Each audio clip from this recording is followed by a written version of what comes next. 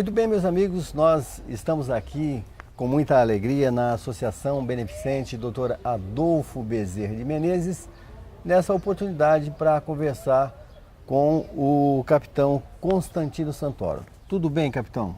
Tudo bem, senhor Marcos. Capitão, as pessoas têm curiosidade. O senhor nasceu onde, capitão? Eu nasci na cidade de São José do Rio Preto. Nasceu em Rio Preto? Em Rio Preto, no ano de 1926. 26.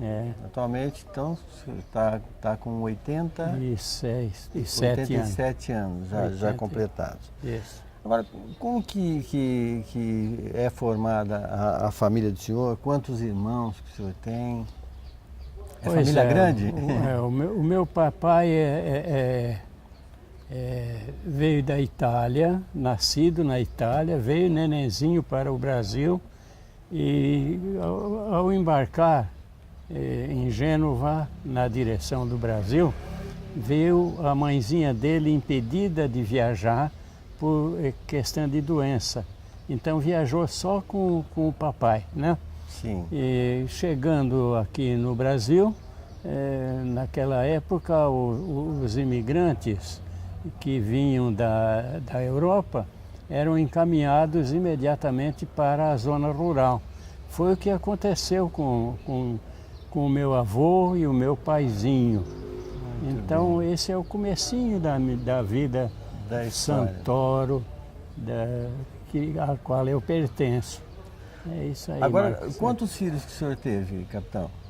Eu tive 5 filhos. 5 filhos. Você deve se lembrar de um acidente de aviação que ocorreu aqui em 1972, ao que mais ou menos me lembro, um acidente de aviação. Sim. Onde o instrutor e o aluno desencarnaram em consequência do acidente, né? O aluno era um dos seus filhos? Lá estava o meu primeiro filho, meu primogênito, o Carlos Antônio Alberto. Carlos Alberto. Como que foi isso na época, capitão? Foi um susto, foi uma comoção, a cidade inteira se comoveu com isso? Foi um baque muito grande, porque você imagina que o garoto tinha 20 anos de idade, né? 20 anos e 2 ou 3 meses. Nós estávamos iniciando a construção aqui do Departamento Assistencial Dr. Adolfo Bezerra de Menezes. Naquela época, um departamento que pertencia à Associação Beneficente Irmã Elvira, lá do Centro Espírita Emmanuel. Sim. Estávamos trabalhando na construção quando ocorreu esse acidente. Agora, o senhor ficou conhecido como capitão, mas quando o senhor encerrou a carreira, não sei se é assim que se diz, a sua patente é outra, não é, capitão? Eu, quando encerrei a carreira, isto é, quando fui transferido para a reserva remunerada, sim, eu fui transferido na condição de capitão, a qual eu sustento até nos dias de hoje, né? Certo. Mas eu iniciei a minha carreira no Exército como soldado. Percorria as graduações até atingir o oficialato e vim para Votuporanga na condição de 2º tenente. Aqui eu passei a 1º tenente, a capitão, e aqui eu fui aposentado nessa condição. Bem. Bom, e o senhor escreveu 2 livros também, capitão? O primeiro é De Mim para os Meus, isso.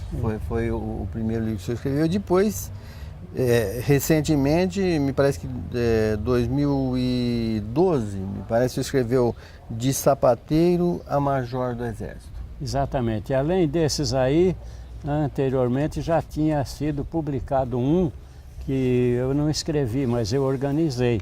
É um livro recebido pela minha ex-esposa, Almira, sim, através da psicofonia, e o nome era 13 Histórias, um livro de grande sucesso, foi doado para a instituição aqui e vendido em toda a cidade, né, em benefício da instituição.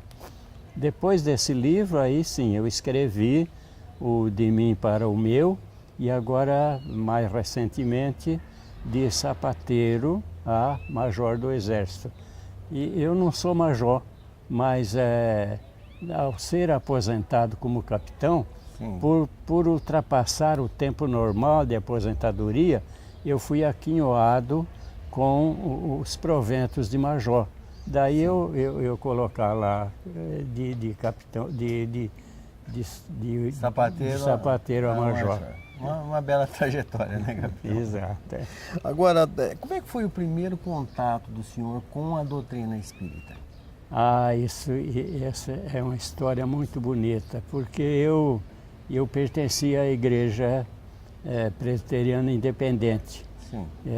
Originária dos meus paizinhos, né? E lá em Ouro Fino, no sul de Minas Gerais, eu conheci um delegado do serviço militar que era espírita e através dele, que dava um exemplo de vida extraordinária, né? Eu me iniciei estudando a doutrina espírita, observando a conduta daquele oficial, e foi quando eu me iniciei na condição de estudante da doutrina espírita.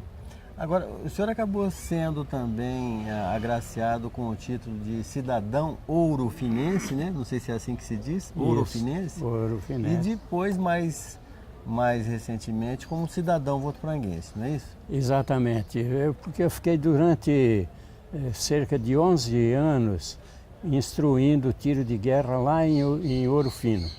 E lá eu consegui um nível de amizade com as autoridades e com o povo da cidade, sim, de tal maneira que eu fui agraciado lá com muita honra, viu? Com, sim, o título de cidadão ourofinense. De lá eu não vim diretamente para Votuporanga, mas fui para Lorena, servi num regimento de infantaria, e de lá de Lorena que eu vim aqui para Votuporanga a fim de assumir a delegacia do serviço militar. Capitão, esporte, futebol, algum tipo de esporte que o senhor chegou a praticar na juventude? Tinha alguma habilidade para o esporte ou não se interessava? Eu tinha muita habilidade para esporte, mas na condição técnica, como praticante, não. Não. Eu tenho títulos de campeão como pedestre, no pedestrianismo, no basquete, no vôlei, no futebol, sempre como dirigente, nunca como praticante. Tá certo. Agora, o senhor teve alguma preferência por algum time de futebol, dos nossos aqui, do Paulista, do Mineiro, enfim? Eu tenho pelo São Paulo Futebol Clube. São Paulo Futebol Clube. Que atravessa um momento difícil, mas que está vazando. Vai passar. Aqueles que estão torcendo pela sua queda podem desistir da ideia que não vai cair, não. Bom, a boa notícia, hoje nós estamos dia 10, diretor, dia 10 de setembro de 2013, hoje é uma terça-feira, o São Paulo acaba de recontratar o grande técnico Muricy, né? Então aí fica uma grande esperança de que o São Paulo possa retomar as suas forças. Né? Tem todo o segundo turno para disputar, né?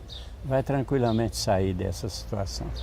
Capitão, o senhor estava falando sobre o início aqui da Casa Bezerra de Menezes, também ficou conhecido como a Casa da Sopa, né? Foi. Aqui era um departamento do Emmanuel. Como é que foi o começo? O começo foi que eu recebi como integrante do Centro Espírita Emmanuel, e participando da Sociedade Beneficente Irmã Elvira, recebi a tarefa de criar aqui nesse local um departamento para aquela sociedade. Isso nós fizemos, se não me engano, foi no ano de 1972.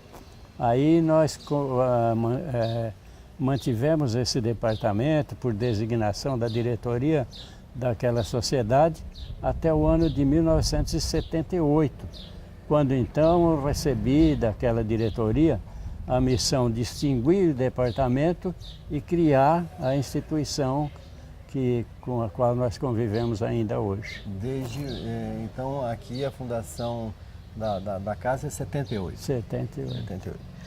Agora, na sua opinião, capitão, qual é o trabalho mais importante que se realiza dentro de uma casa espírita?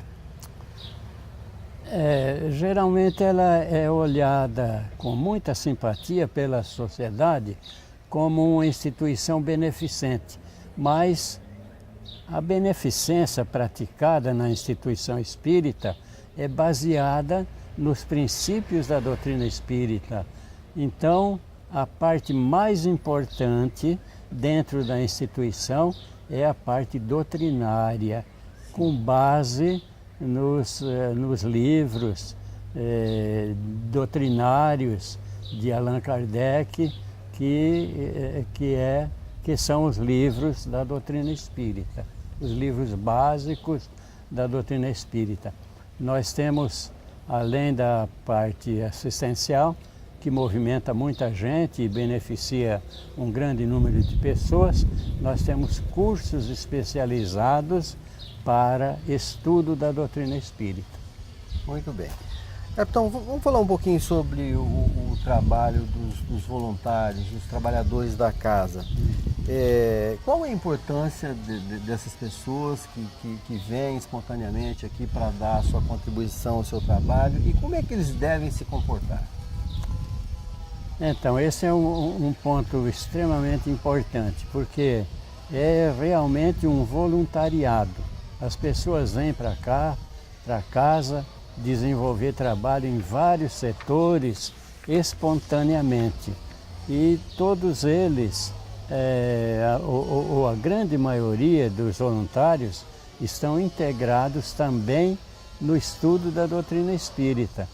Aqui nós temos a distribuição da alimentação para os nossos clientes, nós temos distribuição de enxovais, enfim, uma gama muito grande de atividades visando sempre o benefício dos nossos clientes.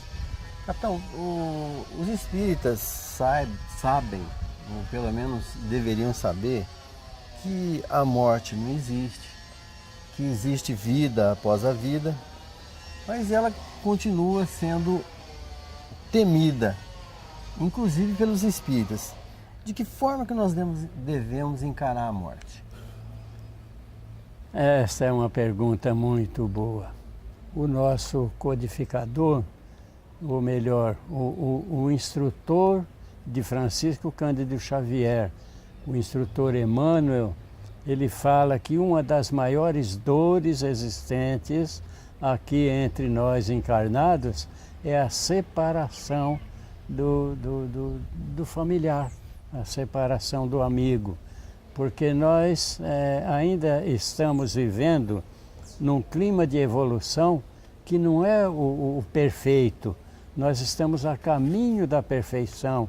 E enquanto estamos a caminho da perfeição, nós estamos atravessando um momento precário, onde o nosso planeta é um planeta de expiações e de provas.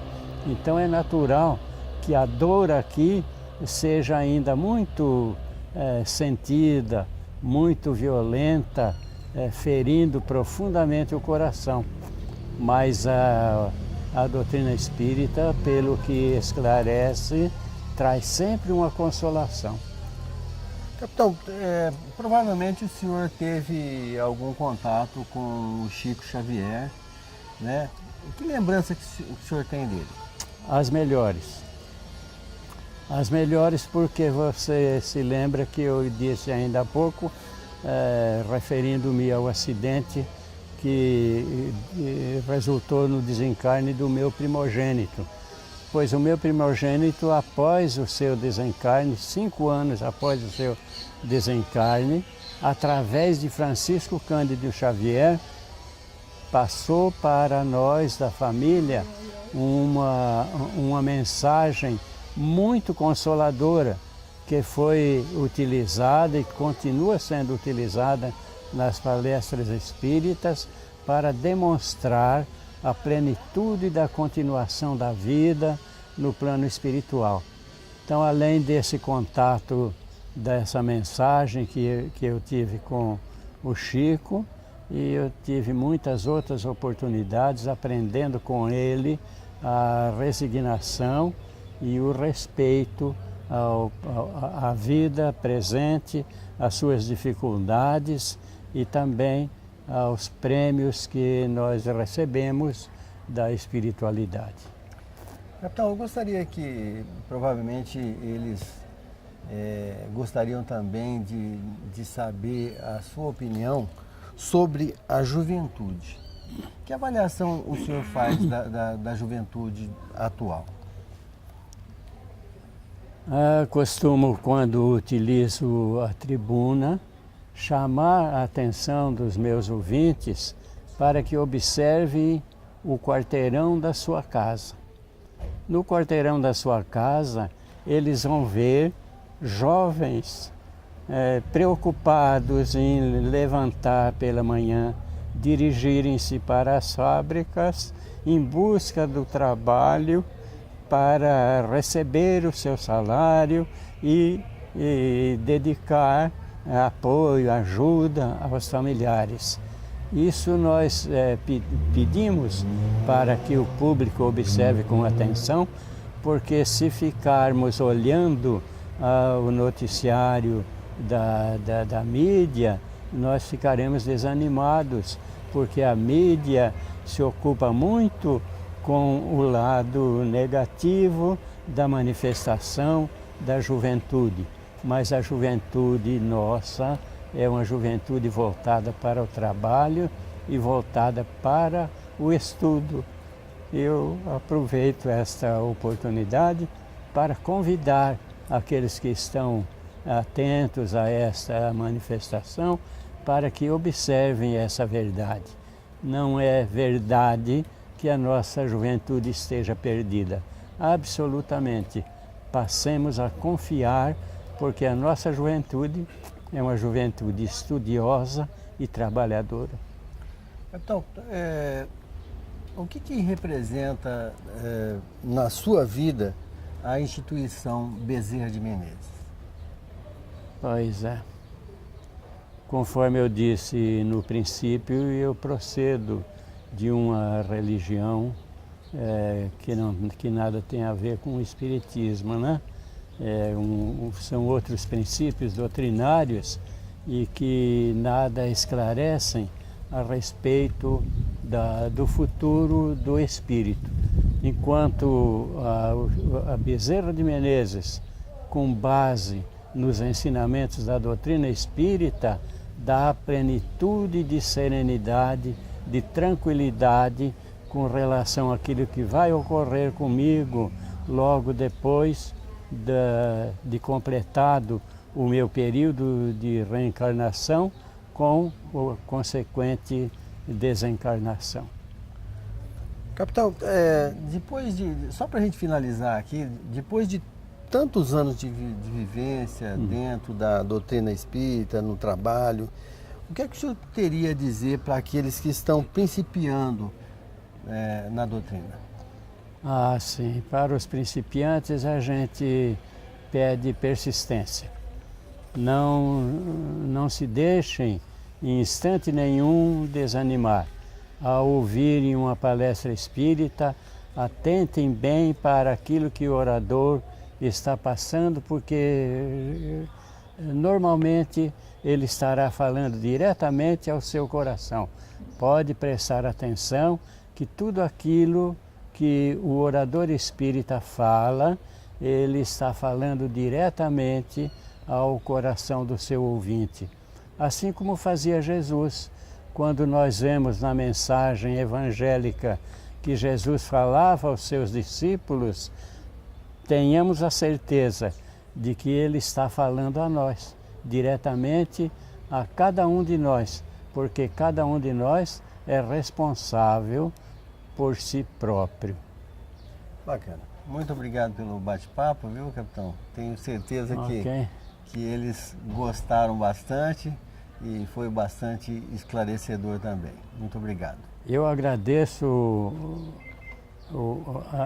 a emissora, agradeço a você, Marcos, pela oportunidade que me concede de poder comparecer publicamente, falando da nossa instituição, falando da doutrina espírita e até falando particularmente da nossa vida. Muito obrigado a todos.